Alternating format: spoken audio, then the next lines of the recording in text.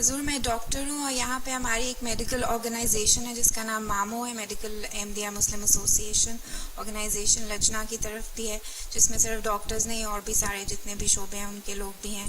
تو آپ لجنا کی بحیثیت سے ہمیں کیا رہنمائی دیں گے کہ ہم لوگ اس آرگنائزیشن کے تحت کیا کر سکتے ہیں یہاں جرمنی میں؟ کیا کر سکتے ہیں؟ جب کہ بنایا نہیں ہوا بائی لاز اصول و ضوابط یا لائحہ عمل بنایا نہیں ہوا.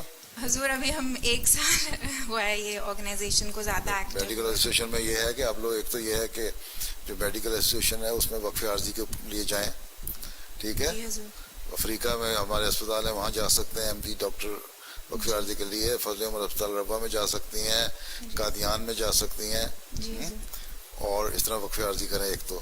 جی. دوسرے یہ ہے کہ غریبوں کے لیے جو پیسے کمانے والی ہیں تو غریبوں کے اسٹوڈنٹ کے لیے ایک اسکالرشپ بھی جاری کر سکتی ہیں. جی حضور. ٹھیک ہے. ایسوسیشن جو ہے تو عمومی طور پر کیمپ لگا کے خدمت خلق کے کام یہاں بھی کر سکتی ہیں. جی حضور گریس میں ریفیوجی کیمپس ہیں وہاں پہ بھی وہاں جا کہیں بھی ہوں ریفیوجی کیمپ میں جا کے کر سکتے ہیں کام. جی جزاک اللہ.